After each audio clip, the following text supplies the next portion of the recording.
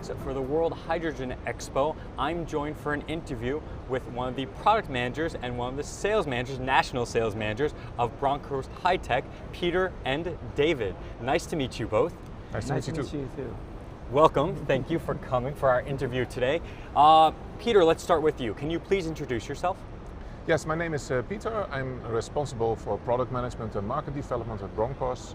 Bronkhorst is a company in the Netherlands focusing on all kinds of flow measurement and control. And my position is also that I focus on the hydrogen market. Okay, so with a focus, you guys produce different flow and measurement equipment, but specifically you're also focusing on the hydrogen market. Yes, hydrogen is a gas, so you can control it.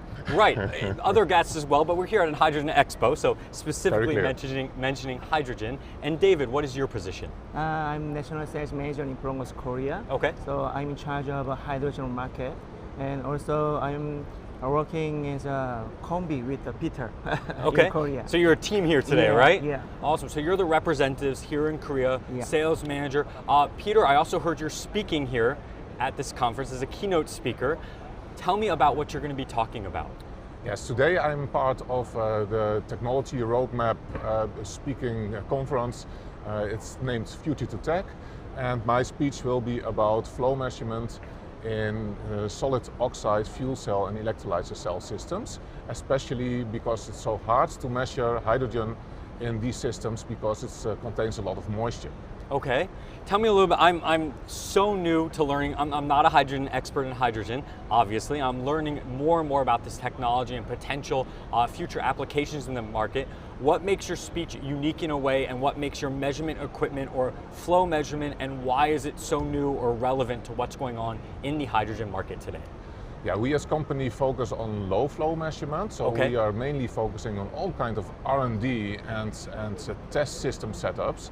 And solid oxide technology is a real technology that has the future because it is more efficient, it is more flexible for different fuels, etc. And in these systems, of course, there is a lot of development still also here in Korea, and therefore it's important that you can measure and control all the variables in such a system very precisely, and that is our specialism. Okay, so working with more efficient, obviously efficient technology is good. So what I've heard in the hydrogen sector is one thing is we need to lower costs, we need more efficient technology as well, more policy and application. Can you talk about from the Korea point of view, where you're seeing hydrogen within Korea right now, and perhaps as the sales manager here, where you see this technology being applied domestically? Yeah, actually in Korea, I think we have many opportunity for this market. Okay. And so not only fuel cell car, but also steel making and clean earth and clean Korea. So I think our technology can help our Korea much better, I think. Yeah. Okay, so seeing the application of this technology within the domestic market here, talk about the macro and micro scale of everything. Beyond the international side, what are some international either trends or issues you see in the hydrogen kind of industry right now, Peter?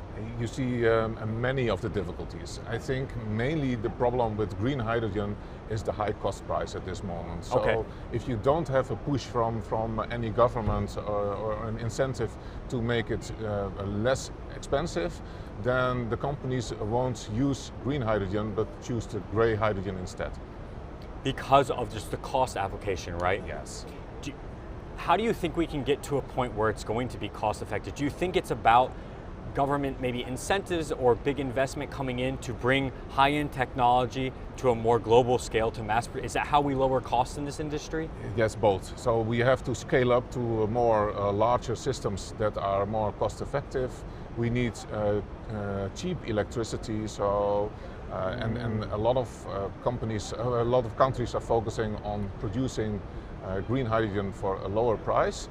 And when you have this green hydrogen available, we should also focus on end-use applications. And in end-use applications, it can be all kinds of applications where you now use either natural gas or other fossil-based fuels, where you can switch to hydrogen or with a step in between ammonia or things like that. Okay. going on more to the micro scale, from international now to domestic, after doing several of these interviews, I heard there's some difficulties within the Korean market right now. I heard there's great technology, whether it's being imported or whether it's being domestically produced. But policy making, perhaps, talking from the domestic point of view of the hydrogen industry and what issues are going on. Can you touch on that a little bit? Yeah, actually the regulation is still, we need more, how can I say? They need development? Yeah, development we need. And also, I think also Peter already mentioned we need hydrogen, green hydrogen, but the cost issue is the same in Korea. So most of our customer and system builder end users want to making some electrolyzer system to produce hydrogen. Okay. Yeah, so that's our key point and trend. So that is our issues now. Do you see, from what I'm hearing, is all the technology and all the infrastructure that's actually being produced here is being exported at the moment? Yeah. Where do you see the Korean hydrogen industry going in the near future? Do you think hydrogen will become applicable in Korea in a year or two? Yeah. So hydrogen is needed for the many industry, I think, the steel, glass, and I can say the semicon. Yeah, so many application is required. Yeah. Speaking from the Korean point of view, what are some strengths that you think Korean companies have in the hydrogen market? In Korea. Yeah, what are some strengths? Like high technology, fast moving, you know, what's some strengths that Korean companies have within this industry? I think we have a very famous car maker, which name is Hyundai. yeah, and also we have a very big steel maker, which name is POSCO. Oh, you know all of that. Yeah, there's a very big customer, big company. So they have already new technology, and they also have some test benches to produce the tested hydrogen cars. We also ship makers, yes. Right? Yeah.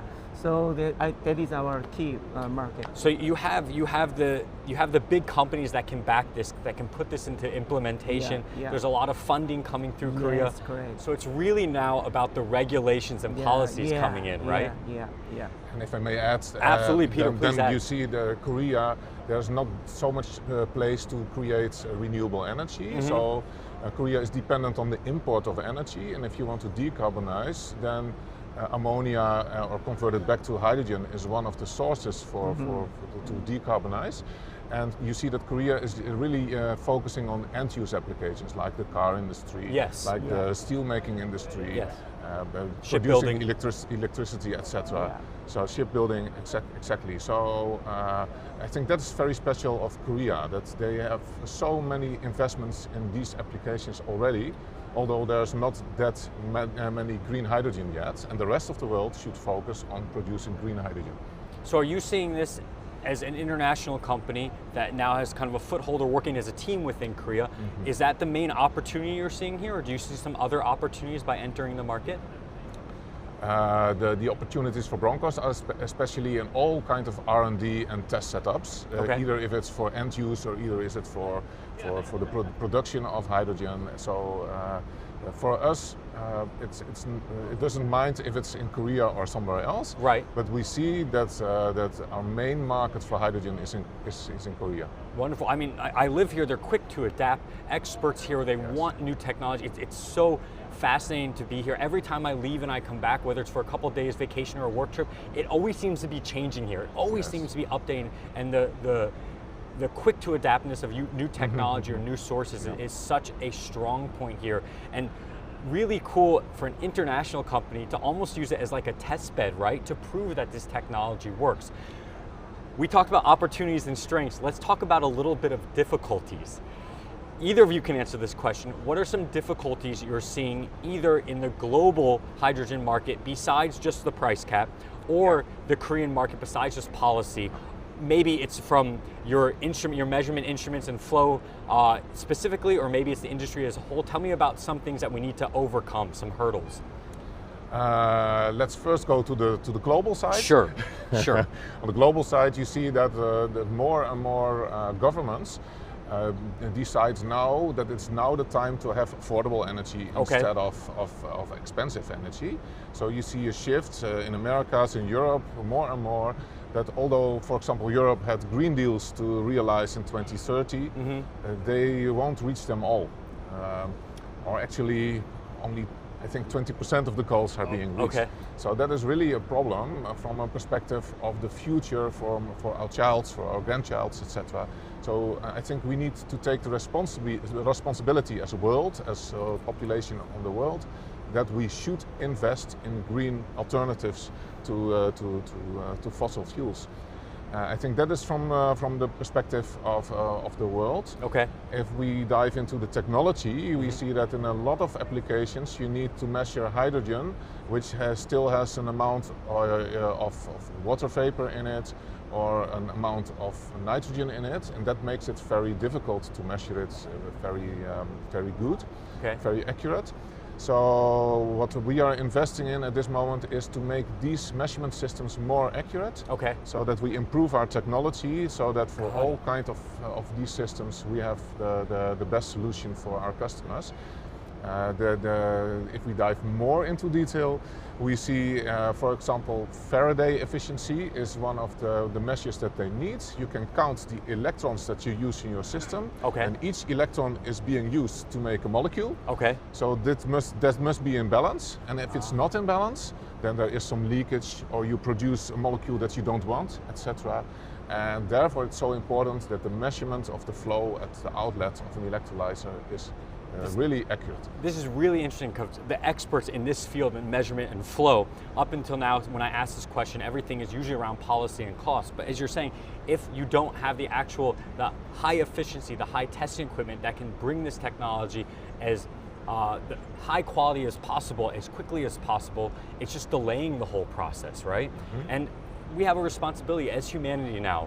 We had this goal of carbon neutrality, I think it was by 2030, if I'm not mistaken. Yes, yeah. And it almost seems like we're taking a step back just to cut it short a little bit for affordability, right? Mm-hmm. What are some difficulties you see from your point of view, either in Korea or international?